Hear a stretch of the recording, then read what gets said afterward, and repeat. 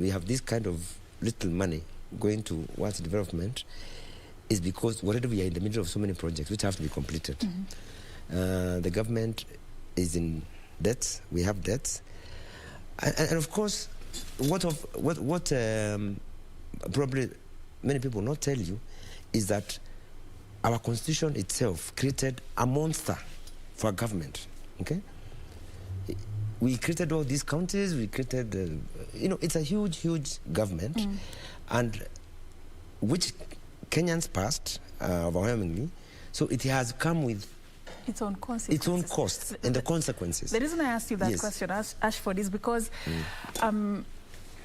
do we then say that this expenditure on recurrent expenditure that is increasingly becoming, it's skyrocketing by the day, is it a man-made problem? And how then do we close that tap if there are options that probably we can explore? Because this cry of overspending on salaries, on the public wage bill, it's something that did begin yesterday. Yes. What do we do to change the narrative going forward so that we see more money going into development? Even if we borrow loan, then we borrow loans for something that will bring in, returns, not to pay salaries.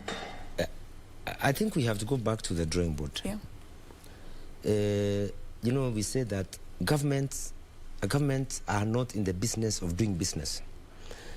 So government doesn't have any money. The money comes from the citizens, from the people.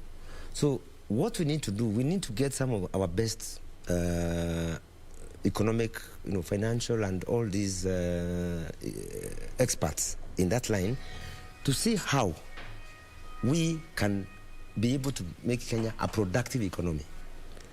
We are more of people who just consume, but we produce very little. We import a lot of stuff from outside. And you see, the more we do a lot of imports as opposed to exporting, we are taking our money outside there. Okay? So the government needs to sit down with the right men and women who understand these things and see, one, how do we boost our economy? How do we enable people to create their own industries and businesses as opposed to looking for jobs, okay? And how do we, if we talk about like the agricultural sector, Kenya, I think the backbone of our economy is basically agricultural. How do we support our farmers?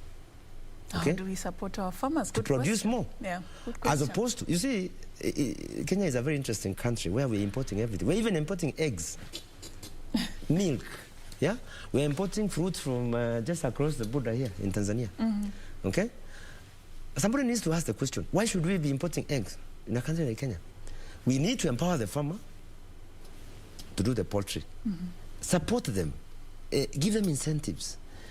Whether it is wheat, whether it's sugarcane, whether it's tea and all that, we need to give the farmers the necessary support. Yeah. We could even be a situation where we even produce our own, manufacture our own fertilizer, for instance. We don't have to bring it from China or wherever it comes from. Just hold that thought. We'll be coming back to you shortly, just to continue this conversation. Ashford, they're already giving us, sort of ways that we can actually just change how we look at our economy, ways that could actually help us to grow in terms of GDP. We'll be coming back to pick up from there. But right now, what I want to do is for us to go to Mombasa County, where we have Junaid Karisa, who has been interacting with locals there to get the expectations on this particular budget. We'll hand it over to her just to, tell us more about what is coming from Mombasa County. It's over to you, Junaid.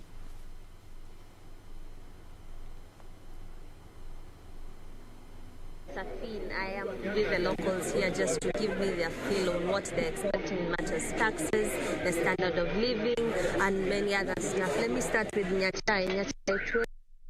Mtazamo wako uko sawa tu na hali ya kimaisha ilivyo, na ungependa serikali kuwekeza wapi, hususan sekta gani? Ndio wewe mwananchi kutoka hii bajeti inayosomwa leo.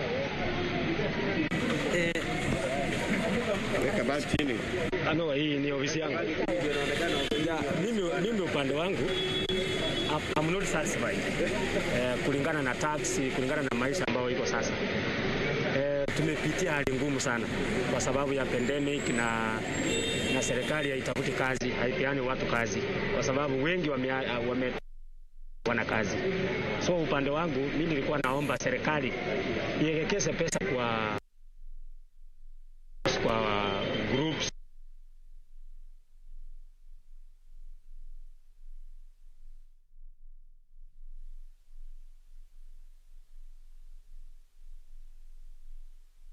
All right, Junei Karisa there interacting with the residents of Mombasa County. We apologize for that signal hitch we are facing right there.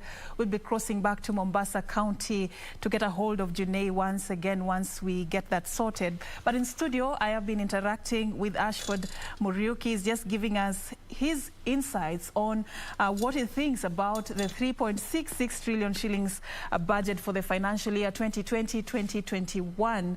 And Ashford, before we went to Mombasa, we were just dissecting the way forward with this particular budget. And you were proposing, and actually, said that we as a country, we are sort of a consuming economy as opposed to a producing economy. And you were giving your thoughts on how we need to change this particular narrative and empower even our farmers to be able to produce more, so that we are not caught up in a situation where we have to import even the things as basic as eggs. I just want you to pick up from that particular thought, and also as you go on, also help us understand how we can be able to really bridge the gap and avoid overspending on the recurrent expenditure, which is becoming a huge menace, if you ask me. Yes, like I was saying, we need to look at every sector of the economy. So like I was talking about agriculture. You look at, we can even pick from the president's, Uhuru Kenyatta's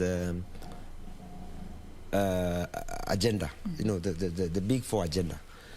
If it's manufacturing, we need to get people who are serious. We've just been talking about it, but personally I don't see the seriousness. We need to get people who can say, if it is in the manufacturing sector, how do we empower our own people to start manufacturing even the basic goods and services, rather than us taking our money out to buy from there. This will mean the government needs to put money, to empower people who are interested in doing business. By the way, you'll be surprised to know that over 70% of our taxpayers are in the small-scale industries. Juakali, men and women who are running small to medium, and that's where the money is. But in the interest of fairness, the government has put it out there that there are funds that have been allocated to support such great minds who want to be producers. There's the Wezo Fund, the Youth Fund, loans that are there to cater for groups that are interested in coming out and getting these, resources to invest and do whatever they want to do in the society. Is the problem the government, or is the problem the people not coming forth for these opportunities? Where do you think the issue could be? No. Kenyans are very aggressive, in whatever sector. It's a very aggressive lot. I think there are bottlenecks that the government needs to remove. So that what we call the ease of doing business. They will come on TV like we're here. They will talk very nicely about, Kenya now, it's easy to do business. Some effort has been made, but that's not enough. For instance, I don't see the reason why, for instance, I'm a lawyer. Somebody walks into my office and say, I would like to register this company, whether it's a business name or whatever. The first thing they want to ask you is, how much will you charge? There are small things they want to do, and you'd say, okay, I look at what we call the advocate's remuneration order and say, this thing doesn't give us the maximum amount of money to charge. It only gives me a minimum. So I tell you, okay, 40, 50,000, 60,000 shillings, and they're like, they almost scream, say, oh my God, where do we get that money? That's the money I want to invest. That's my capital I have, So you, the lawyer, you want to take the 60,000 from me, and then there's no point of me even doing this registration. So you go, then you can probably go to Sharia house there, or you look for people. There are guys who are brokers, and they're all over town. They tell you we can register the business. They end up taking probably half of that money. And then the time. How long does it take you to even get that registration? So that is frustrating.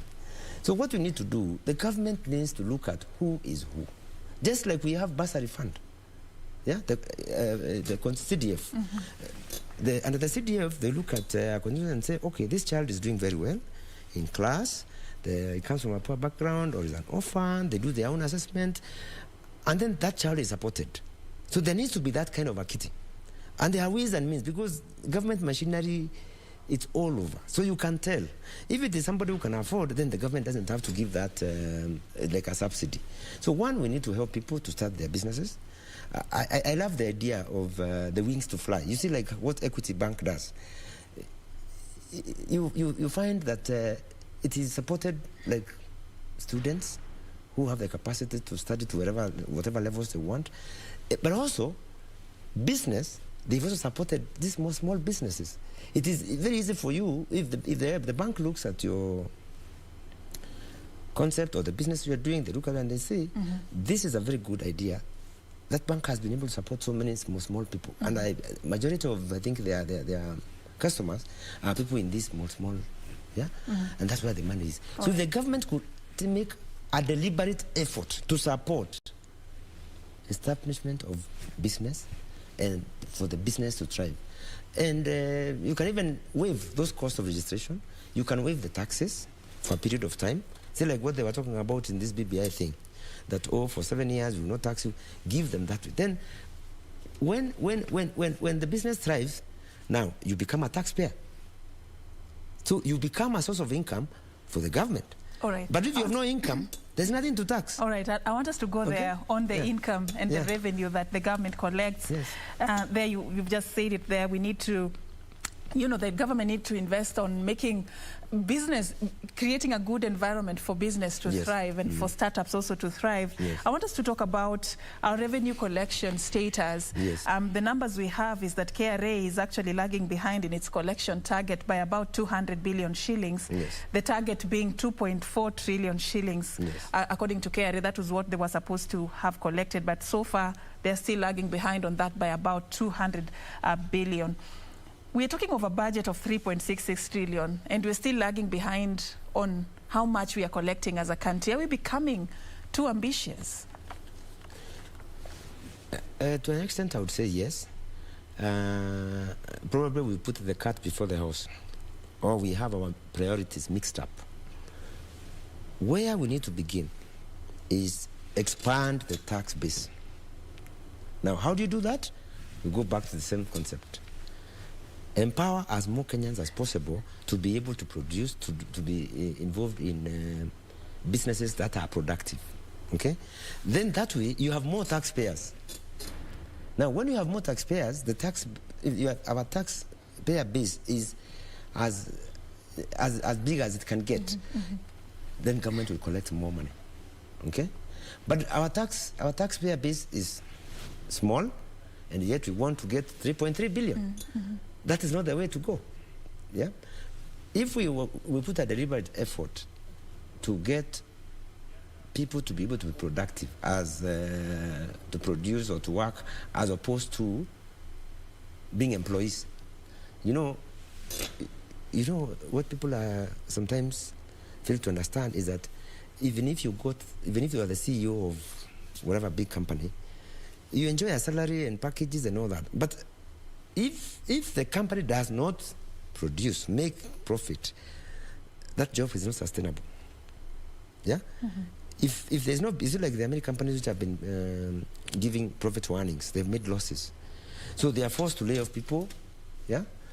Send people home because you can't afford to pay them. Yeah? So I think it's the same idea. We need to think more of how every individual is able to produce something to make some income. Now, if we are able to empower people to do that, then in fact, very few people would want even to be employed. Okay? You want to be an employer. Yeah? We want to be employers. We want to be people who are not just consuming, but you are making an income and you're supporting lives. But I think KRA has been focusing on collecting money from the taxpayer as opposed to empowering the taxpayer. All right. Talking about tax, Yes. I just want us to talk about some of the proposed tax measures that are supposed to be introduced to sort of help us meet this particular budget. And this includes collections on some products, to introduce tax on some products which previously were zero rated. This includes products such as bread, Yes. cooking gas, Yes. and even to introduce excess duty on motorbikes Yes. at the rate of 15%. Yes. Remember, initially, these are things that, were zero rated. Yes. Going this direction, what would you say about, such a move to help us really be able to finance this particular budget? Is it going to help? Is it going to come with its own consequences? Where do you stand in this particular matter? Well, I guess what I see is that I think the government is between a rock and a hard. What do you say? Between A rock and a hard place. Yes, sorry? A rock and a hard place. Yes, I think that's what the government is. Although they won't tell us that, but it looks like the government has no money. They are hard pressed for money. And they're looking at every opportunity that they are able to get some coins from the citizen, which I think should not be the way to go. Because some of these basic commodities, you talk about bread, you talk about milk, you talk about excess duty on motorbikes and all that. You see, the border industry has become a huge industry. Yeah, and for your information, it's supporting a lot of young people who are in that industry. So, if we should be able even actually to zero rate, not to start increasing, or taxing. Yeah, you should help as many as want. In fact, and regulate them. And support them, help them to form like SACCOs and those sort of cooperatives and all that. Train them, yeah, so that they're able to, whatever they collect, they make on a day-to-day basis, they are able, because it's supporting lives. But now when you start introducing tax on some of those things, obviously, it's a problem. Is there an easy way out? Is there like an alternative that wouldn't come with these harsh consequences that you're talking about? Probably something that the government ought to explore. Now, we need to have financial discipline. The government needs to be able to see where they can cut costs. There are some costs probably that are necessary, and we have to be disciplined about it. Okay, we have to cut costs. I remember Mr. President had at some time given a directive that, for instance, I have never understood why somebody, just because somebody is holding a state, I don't know what office, has to move around in a convoy of like 20 cars, and bodyguards and the guns and everything. We need to cut costs so that you better pay that person better, cut the costs, see unnecessary expenditure, seal those loopholes. Yeah. I also heard Mr. President saying that we lose about 2 billion shillings every day. I think that is stolen money or something from the economy. Again, we need to seal those sorts of loopholes so that we are able to save. Now, we also need to tidy up our politics.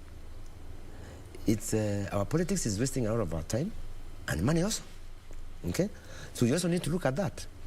And we need to invest in the right, in the right sector, the right place, and the right time. Isn't it? You realize, for instance, we've been having doctors and nurses going on strike because of salaries, and you can imagine how important a doctor is, or some of these medics. Then they're not being paid even their salary. Now, you see, we need to look at such things. Empower the people. Let's go back to our universities. Let's empower the students, yeah, to think out of the box. I love the idea. I'm in love with the CBC. What they've done with the Ministry of Education.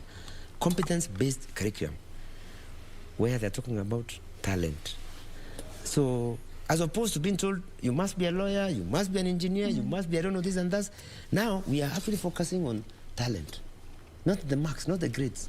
Okay? The skill-based careers. The skills. And when you see that this child has got these sort of skills, support. In fact, we need to start now. If I was to talk to the good professor, Magoa, I'll tell him, can you see how you can now bring talent academies? For instance, this kid has got this talent. This one can make a good journalist. This guy is another Duncan, what is it called? Churchy Life. You know, this guy is created an industry. He supports those sort of people, okay? Don't bring them down. Support them. Help them how to protect their rights, you know, because that is intellectual property. Now, if you do that, you'll be surprised, because I know from outside there in the developed world, places like the US and wherever, talent, skill is number one. Okay? And that's where the money is. So that a child does not just imagine that, oh, I have to be a doctor, I have to be a lawyer. Of course, we can't all be this everything. Let's tap those talents all over the country, from Turkana, Mombasa, Meru, wherever. Tap that talent. Support. Within probably a span of maybe 5, 10 years, you will see a generation of Kenyans who are creating industries in every other sector. Now, this coronavirus pandemic has come with its own good and bad things. It's a double-edged sword. Yes, it has taught us a lot. The good side, the bad side. You see now, we are doing things virtually, online, and that kind of stuff. Yeah, IT, it is called information technology and all that. So I can sit in my house. I handle a case in the High Court at Mombasa. I deal with a case before the judge here in Milimani Court, and probably another one. You know, online, virtually, and even, okay, we are still having a challenge, but it's fantastic. It has got its challenges, because sometimes it goes down, the problem is not. So, these young guys who are IT, you know, these guys in school, they are very fast, they know these things. You know, like me, I have a lot of problems with this system. But there are these young guys in my office who will just do it for you, chop, chop, chop, chop, chop, chop, chop, and they do, and you're connected. Right. That is another area that where can be explored. The government needs to look, because it's big money, and it will create a lot of jobs. We need to invest in that. All right. Yeah. I just want to take you back a little bit now that you've mentioned COVID, and on our revenue collection target and how we've not met that threshold as a country, looking at this budget coming amidst a COVID-19 pandemic that came with an economic downturn as a consequence, do you think that probably could have informed why we are where we are as a country, why we stand at a position where we may not be able to fully facilitate the amount at which we foresee as the money that we need to spend as a country? Could COVID have played a role, perhaps, from where you sit? Definitely. I mean, yes. Definitely. Talk to us about the impact, the economic impact this pandemic has had in our country from your own lenses. Just like every other country in the world, this pandemic obviously has it's disaster. It has costs. It's disastrous. It has destroyed lives. So we have lost people to this virus. Very many people have just been died and buried and what have you. We've lost the livelihoods. Basically, jobs have been lost. Businesses have been shut down. You see, like when we've been having these shutdown, like when the country was locked up, you couldn't move from this part of the country to that part. We have the curfews and all that. It has had a big impact. Okay, there are people who have gone into depression. There are people who have even hanged themselves. It's a very sad situation. Even in my own profession, I've lost colleagues. I've lost brilliant lawyers who either have gotten depressed or they've gotten into a lot of problems. You see, you're making money today, you can't make money, you have a family, you have bills, and it has totally been destructive. Okay?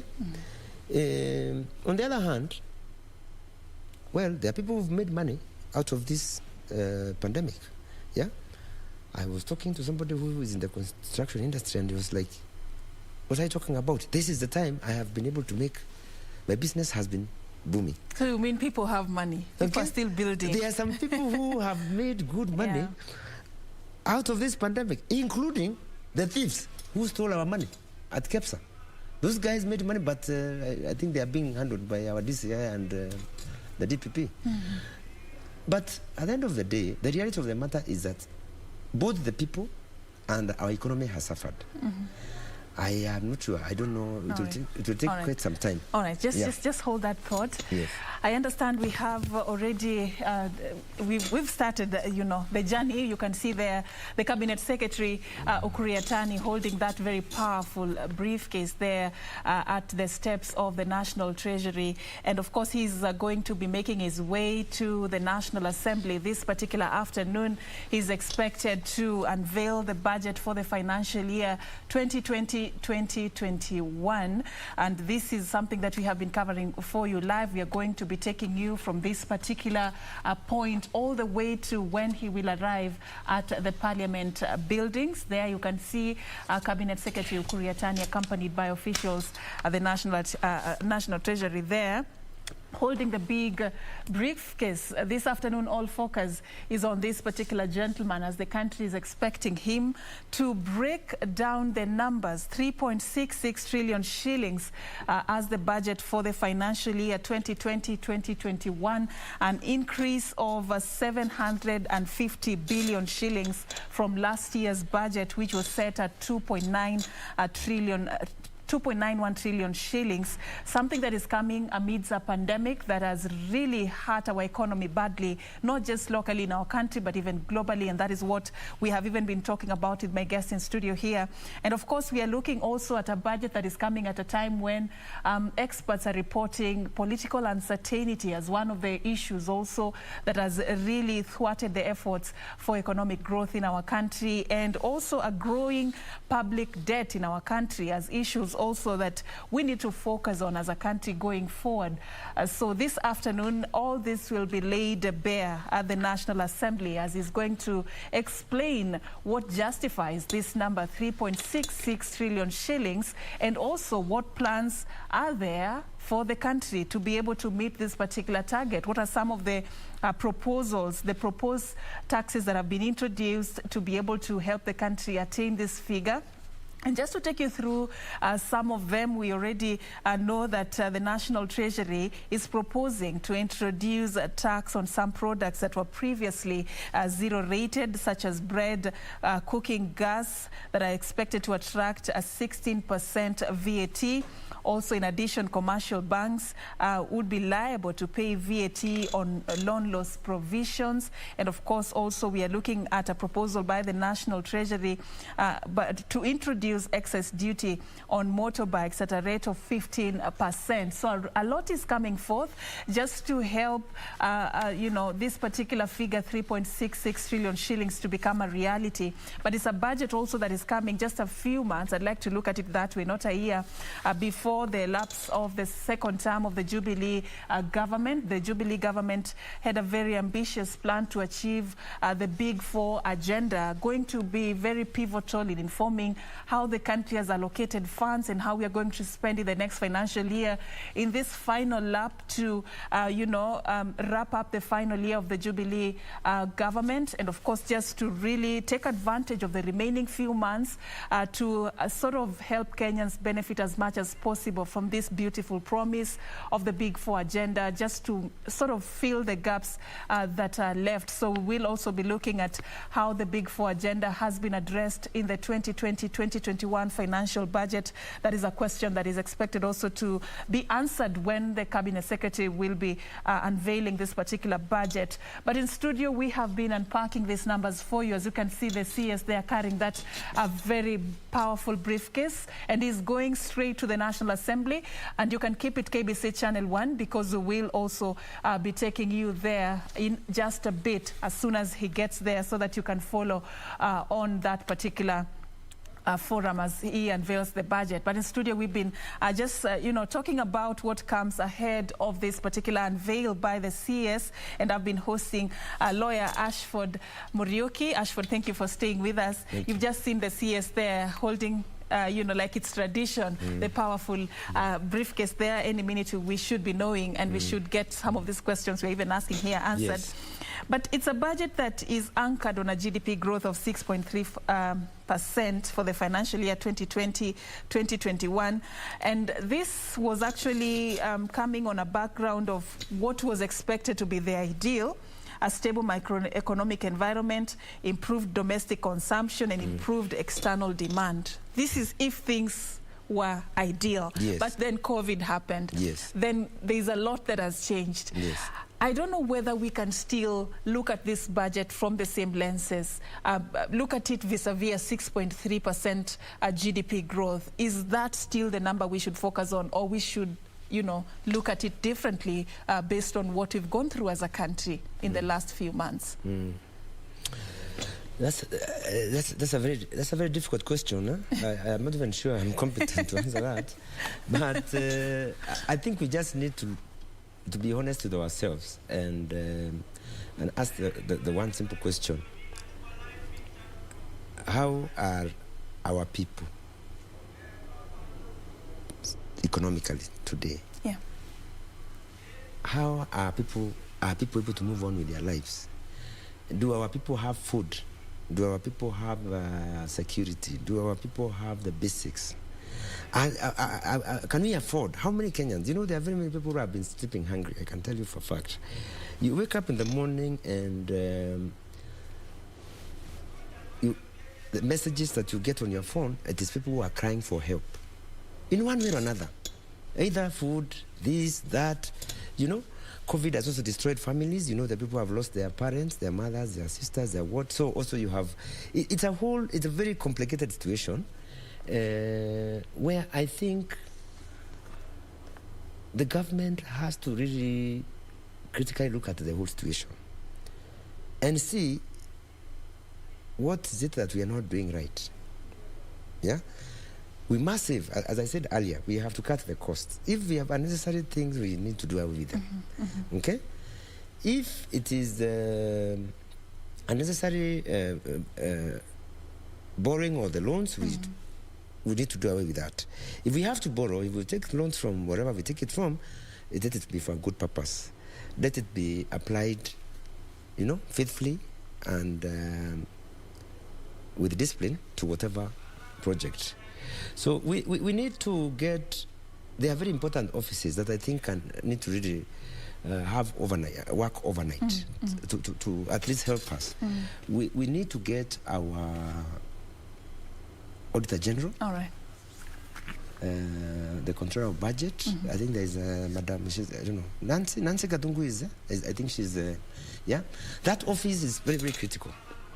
The people who are in that treasury, who are working with the minister, also have to go and say, can we stop doing things the same way we've been doing, because we'll always get the same result. All right. Okay? Hold that thought. We'll come back and find out which is this different way that you want to propose. Yes. Lawyer Ashford Muriuki, they are breaking down the numbers for us. We'll be coming back right after this short commercial break. Do stay with us as we take you through the budget for the financial year 2020-2021.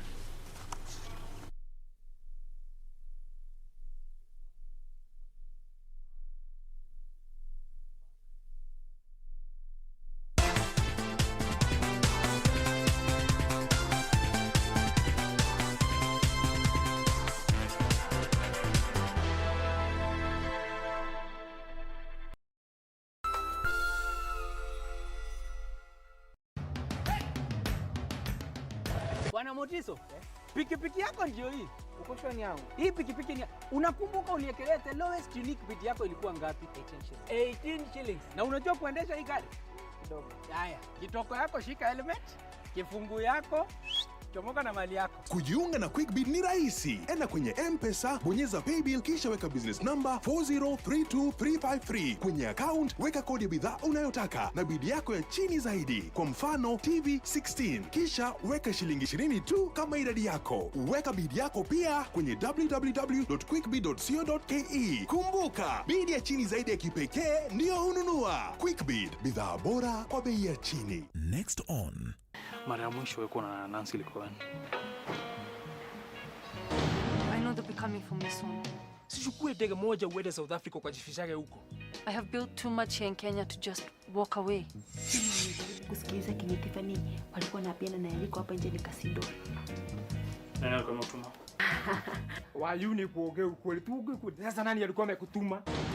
Wewe, mlikuwa mnapea nini? Manani. Sina Tiffany. Mbona? Nataka nijue kama niko kasi. Kama you can live, I'm sure Wayuni will fill you in. Oh. Imagine mimi hata niliashaga opea na udaku. Siku hizi mimi nikiongeleshwa na mtu kitu inaisiaga hapo hapo.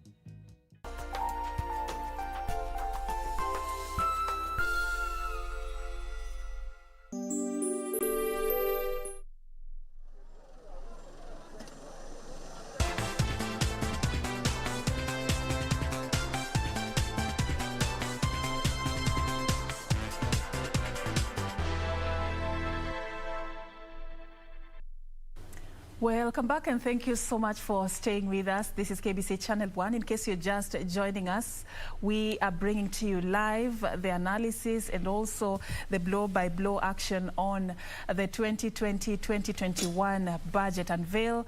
Earlier, the Cabinet Secretary, Ukur Yatani, has already left the National Treasury and is making his way to the National Assembly. You can see their pictures on your screen as he's what I call motorcade is making its way to the National Assembly. We have Alan Aoko, who has been part of the team on the ground for us to follow this particular process for us since it began in the morning. And I'll just be handing it over to him just to take us through what is happening where he is right now as we speak, as the CS is making his way to the National Assembly. This particular afternoon, he's expected to unveil the 2020-2021 financial year budget. And of course, I'll just hand it over to Alan just to take us through what is happening. What do we know as we speak, Alan? What should we expect in the next few minutes from your end?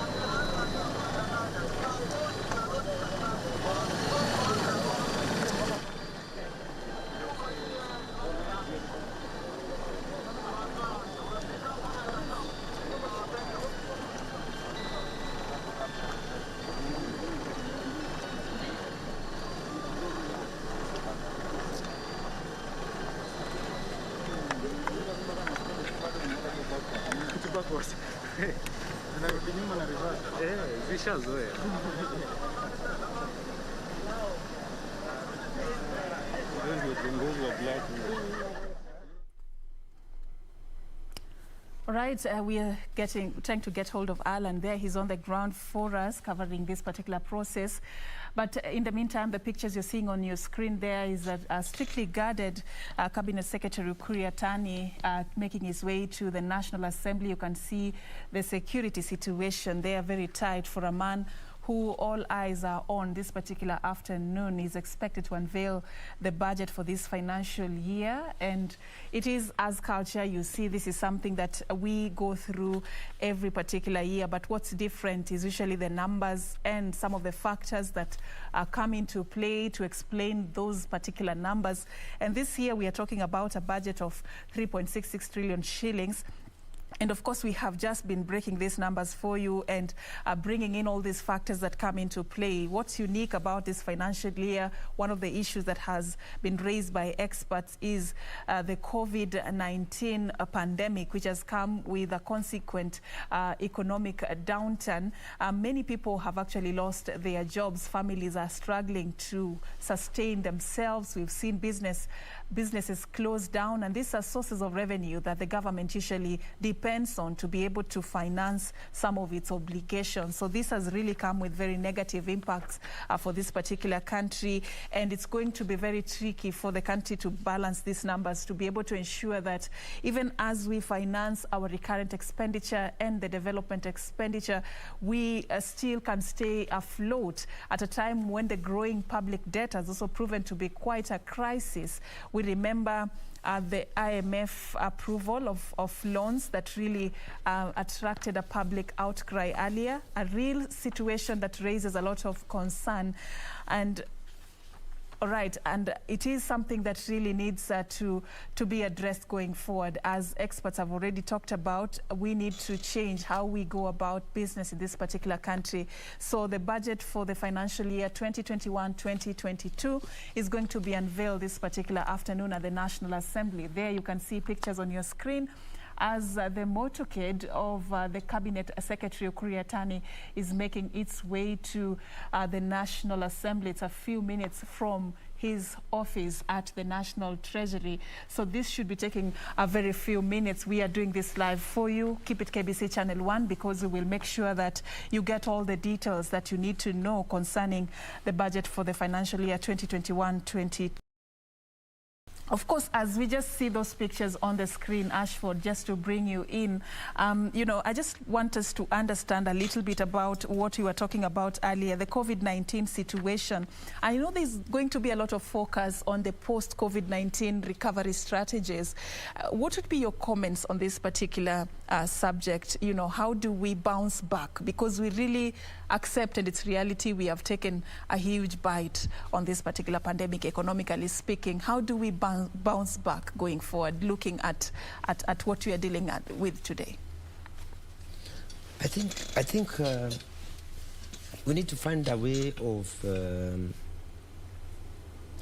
assisting people whose businesses have gone down, to revive them. I think the government needs to find a way of creating, even if it's some sort of a fund, which can be able to assist people to get back to business.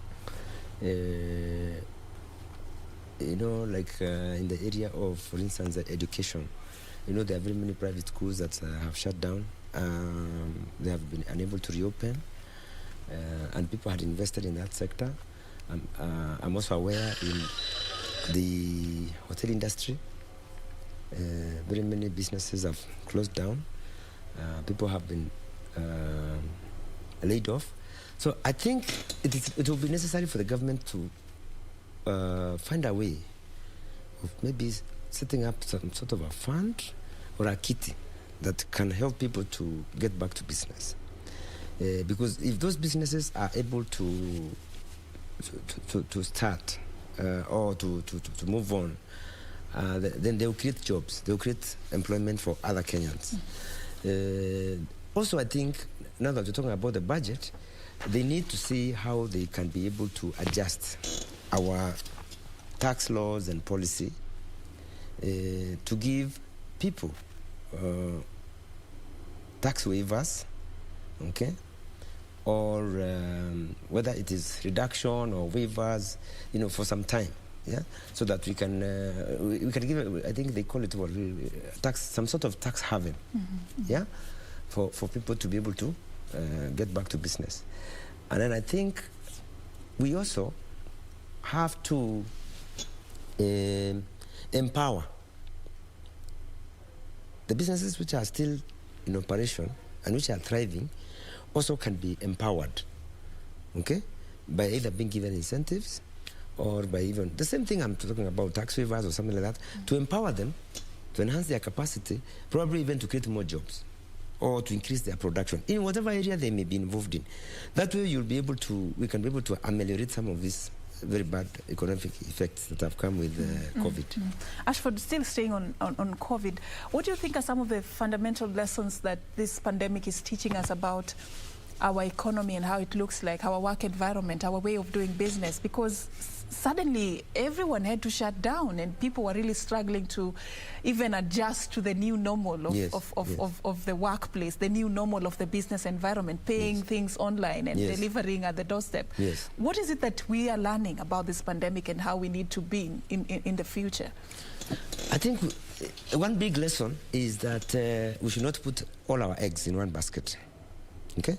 We should not be over-dependent on a particular maybe sector or a particular source of income. So we need to diversify in various ways, okay? So that in the event that this sort of thing ever happens again, at least you have an alternative, what we call a plan B. Yeah? You see now people have the so-called the side hustles, yeah? So people have to think, you know, even me as a lawyer now, I'm like, actually, you can actually sleep hungry. It's actually becoming a reality. Yeah, a reality. It's very possible. So I can sit there in my house with my papers and I tell people, you know, I'm a lawyer, I do this and this, but you cannot put food on the table. So we have to think other way. One, we have to really build a saving culture. People have to be encouraged to do as much saving as they can. We have to cut our spending. We also have to try and also live within our means. Put something aside for a rainy day, because you never know when this sort of thing ever can happen again. And do not entirely depend on one line, you know, of the source of income. Now, another very big lesson is that, you know, like when the world was literally shut down, no travel, no, you cannot import stuff, you cannot, you know, you can't bring in the goods into the country, or neither can you export. It has taught us one big lesson, that we need to be self-sufficient. It may be very difficult, but we need to deliberately try as much as we can to be self-sufficient in very many ways. If it's about food, we need to produce our own food, quality food, and go beyond. Even now, sell to other people, as opposed to bring food from outside. If it is our own professionals, whichever line, doctors, engineers, what, we need also to take care of these people, okay? So that they can help us, even to do the manufacturing part of the Big Four agenda. You need those guys. So we also need to empower even our own professionals as a government, okay? Whether it's in the health sector, we need to do that. So that in the event that the world is literally shut down, at least we can be able to help ourselves. Yeah, as opposed to waiting for help from people like who? Jack Ma. Everyone was on their own. Who was very fast to start donating masks here. Yeah, because I guess they thought, these fellows are going to all die out of this COVID. So we need to be able. There's nothing. I don't think there's any. There's much we can do as a country. Yeah. We need to be able. Now, look, like these masks. Yeah. We need to be able to manufacture our own, produce our own quality masks. Why do we have to import masks, for instance? But you have to admit, we've really done good for ourselves. It has come, you see. It is a Who would have imagined necessity. Necessity is the mother of necessity. Necessity is the mother of invention. We've learned the hard way. But initially, there are simple things that we don't have to. A mask was going at about an average of 150 shillings when this thing started. And today, a good mask. Yes. Yeah, we've really done good for ourselves. Yeah. As we continue having this conversation, the pictures you're seeing on your screens right now, this is just a process that is currently underway as the Cabinet Secretary Ukur Yatani is making his way to the National Assembly. Security detail there trying to put everything in order so that to ensure that there is a seamless transition from the National Treasury to the National Assembly. You can see him there carrying the briefcase, walking into the National Assembly chambers. This should be happening shortly. Just exchanging pleasantries with some of the leaders there who are there to receive him, the National Assembly Speaker, I believe, and just walking him there just to make sure that he is well taken care of ahead of this particular, unveil this particular afternoon. So We're expecting a brief photo session, I believe, before they make their way into the National Assembly chamber. And then we are going to be handing it over live any minute from now. But in studio, what we have been doing is to just dissect the expectations that come ahead of the unveil of the budget for the financial year 2021-2022. And this is, you know, bringing out a lot of issues that are forming conversation across the country. You've heard from Wananchi from different counties where we have our reporters tracking this for you in Kisumu, in Mombasa, really concerned about the plight of the common Wananchi, talking about the massive job losses that people had to incur during this COVID-19 situation, and how they are struggling to stay afloat, how they are struggling to just sustain themselves, and what the government needs to do to cushion the common Wananchi during this particular time. And Ashford, because we'll be handing over any time, I just want to understand, you know, from your perspective, you've talked about the lessons we've learned as a people. I want us to look at the side of the government. When COVID first came, a lot of focus was on COVID. Even the allocations of funds to mitigate the spread of COVID, we saw a huge spending on just managing this particular pandemic. Is it going to come with implications? Should we expect some consequences that may take us time to recover from going forward? And what do we really need to do? Yes, obviously with the what the government has gone through since 2020, when we were hit by this pandemic, it has brought with it serious consequences, okay? Because they had to put together some emergency sort of funds, like what the president, I think, gave for the economic, the stimulus. And obviously it has had a very big impact, because basically it's a disruption. COVID was actually a disruption. It just disrupted everything. So even the budgets and everything, because it's an emergency, it will obviously take us time. Yeah, it will take us time to get back there. And but I'm just praying God that this virus thing just, you know, disappears. Yeah, to wherever it came back from. Or because we have lost lives. You know, the most precious thing here is we're talking about life. Yeah. And every single life you are losing a resource, because you see the most important in economics, you know, human resource is the most important resource. Yeah, the human being. Yeah, that's the most important resource. That should be the focus. Yeah, that should be the focus. So this thing is taking away those, the lives of these guys. You know, doctors, like, look at it. Like the top doctors we have lost. It is not easy to get a doctor. You know how long it takes to get a guy to wear those things there and to save a life. So it's completely disruptive, and it has brought cost implications. So it will take some time. But, you know, it has also taught us very good manners. You see, like now, hand washing your hands, hygiene. The basic things. The basics that people always used to take for granted.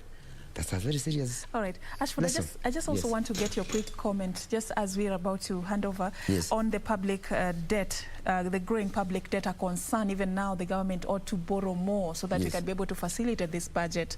How do we address this menace? Because it's becoming an issue. I think, to me, actually, I don't even see what the big deal is about this thing. First, we need to arrest the situation. You know, the more we sink into debt, the more our problems escalate. So we need to arrest the situation, or at least slow down on this boring thing. And if we must, because I know for a fact the situation such that the situation right now is such that we may not be able to survive without those loans, okay? Because of our past bad manners, you know, what we have done as a country in how we manage our economy, how we manage our finances. So we need to put that to a check, take control of the situation, and if we have to borrow, please, let's put these funds to the right use, okay? Prudence. Let's have prudential management, We comply with our constitution. There's a whole chapter on financial management, okay? So if we do that, then we can be able to help ourselves. But if we continue on that path, you know, we are probably heading to, the deep sea. We're going to end up being losing even our assets, because these people at some point will start coming for their money. Assets, if so we don't. if we get to a point we can't pay the loans, we'll be in a lot of trouble. Thank you so much, Lawyer Ashford Muriuki, breaking down the numbers for us. Right now, we want to hand you over to the National Assembly so that you can follow the live proceedings as the Cabinet Secretary, Ukuriatani, unveils the budget for the financial year 2021-2022.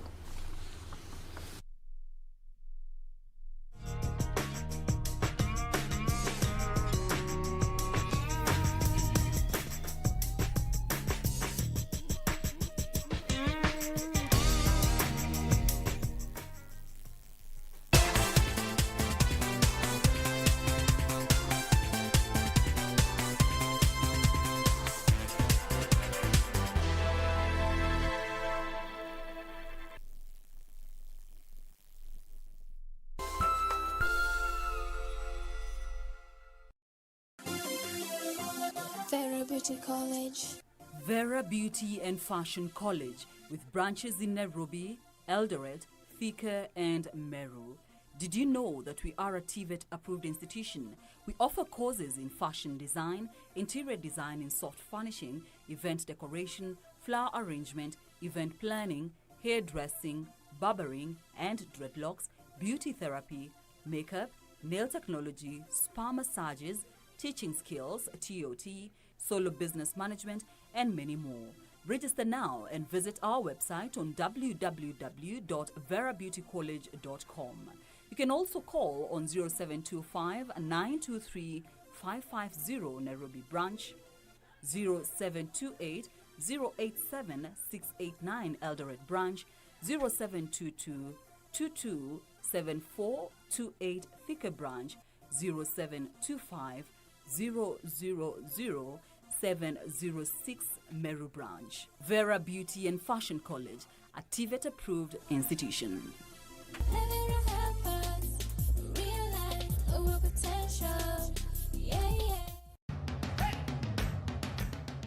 Bwana Motiso, pikipiki yako ndio hii. Uko shwani yangu. Hii pikipiki ni unakumbuka uniekelea the lowest unique bid yako ilikuwa ngapi? 18 shillings. 18 shillings.